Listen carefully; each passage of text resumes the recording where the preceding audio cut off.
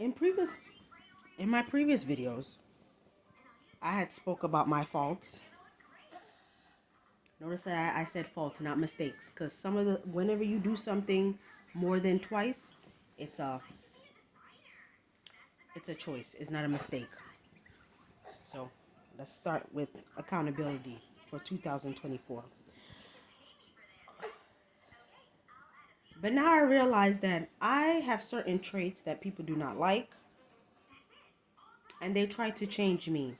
So anyone that's following me, and this is specifically for those that know me personally, not my subscribers, because my subscribers, you know me from what I tell you or what I post. So you really don't have a close relationship with me. So this does not obtain to you. But for those that have a personal relationship with me, if you don't like something that I do or my lifestyle, please don't tell me what you don't like. What you need to do is pray for me, because that's what we're supposed to do. We're not supposed to cast judgment. That's number one. You also don't have to associate yourself with me. I just made your life easier. So there's two things you could do. Pray and remove yourself out my life. Because let me tell you something. It's a known fact that those people like to cast judgment on every little thing that I like to do or other people do. They need to fix their own house. That's number one. Go read back that Bible verse where it says, do not cast judgment. Okay? That's what we need to do for 2024. Also, please don't come to me asking about advice, asking me to help you.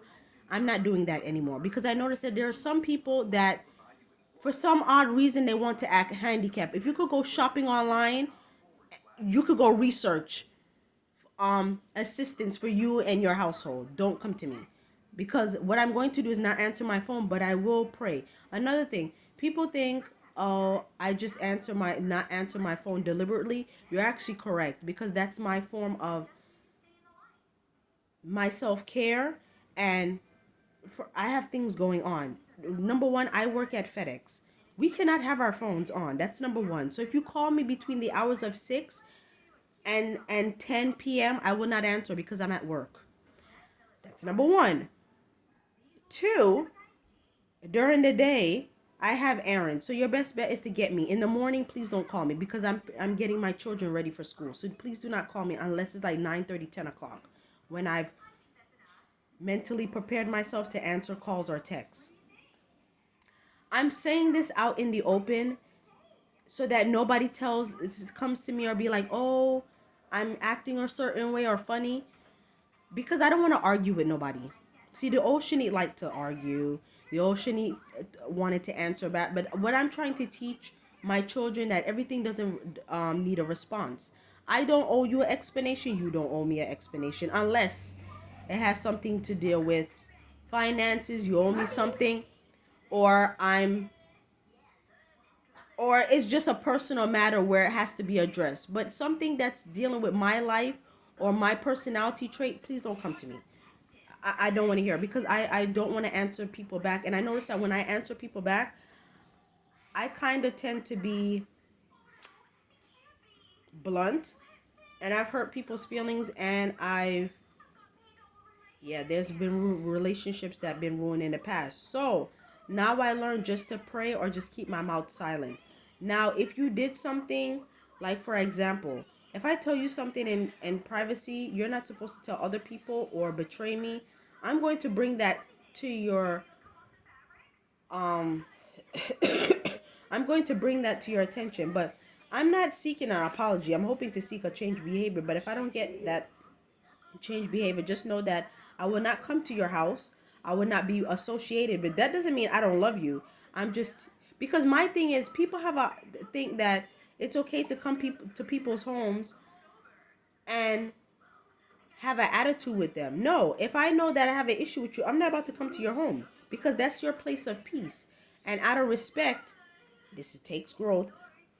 If I have an issue with you, I don't want to come to your place of work or your home to bring that negative energy that I have. So I rather keep to myself. Unfortunately, when you explain that to people, they don't they take it out of content, or they get upset, and I'm just doing you a favor. So for the new year, I'm going to start praying for people more. I'm going to still be kind and generous, but I'm going to have my limits. But again, I don't want to hear no sob story. I don't want to hear about your problems. Take that to God, because I noticed this year alone that if I talk to myself or God, it works wonders, because I know he won't tell my business. But those that claim that they're Christian, or they'll keep their secret, they'll keep what I tell them in confidence, they don't do that. So now I know, don't ask me about my business or whatnot, because I'm not going to tell you. Now, I may ask what's going on in your life, because again, that's me, human nature. But once you start telling me about, decisions and complaining, because let me tell you something. There's one thing to tell me about your problems, is another thing when you don't have solutions. So if I feel like you're telling me something and it don't have no solutions, I'm going to cut you off, because again, we're all adults. The only people that we need to be having patience for, or people that don't get it, are people that are under 25. So if you're under 25, you can lecture them, you can assist them, not too much though, because you don't want to have them handicapped to the point where they can't do for themselves. Because keep in mind, I was on my own at age 19. I didn't always have somebody to give me money. I didn't always have somebody to help me. I had to figure it out on my own.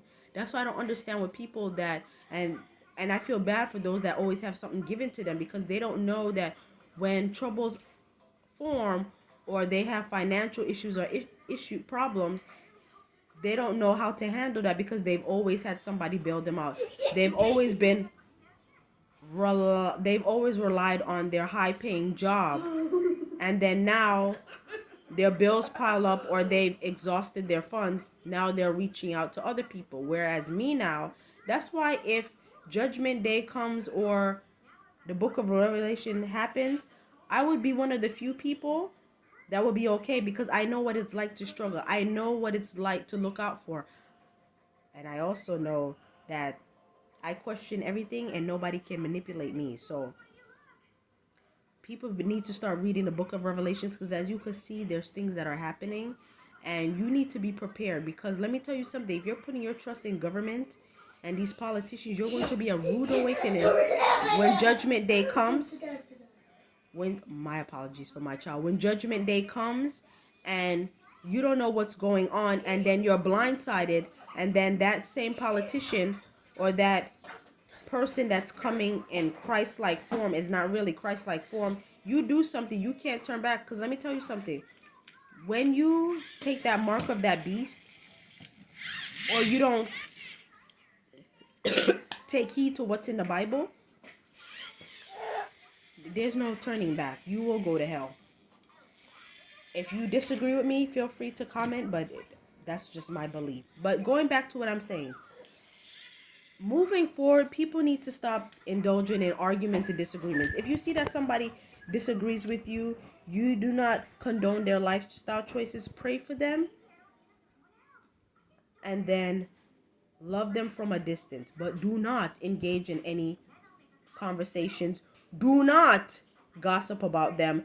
Do not. And if you have to bring something to their attention, bring it out of love. And another thing too, we need to stop saying that when we do something, we did it and that's it. That's why I did it and that's so be it. You don't shut nobody off in a conversation, because that happened to me twice. And the spirit inside of me wanted to lash out, but I was like, you know what? I'm not going to lash out, because guess what? Now, when you want to be associated, want to talk to me and text me, now I won't answer your response because of that voice message. So ignoring people works wonders. Trust me. Don't let nobody tell you otherwise. You don't have to talk to anybody if you don't want to until you're ready. And also, ignoring is not a sign of unforgiveness. Ignoring is because you need to reflect. You need some time to think about and process and see if you still want that person in your life. But you don't have to answer them. And not everything requires an answer at that moment. But don't wait too long, because that person might forget. But say what you have to say in a respectful, loving manner. But let's learn to agree and disagree. Because again, we're all human, and people are not going to do or take our advice. And that's okay. But I want my subscribers, people I love, and even myself, learn to agree and disagree. Argue less. Stop this beef on the internet. Stop this men versus women. Stop this if you don't side with me, we can't be friends. We are all unique in our own way. Unless that person is violent and it has no morals whatsoever, you could still be associated with them. You could still be friends with them.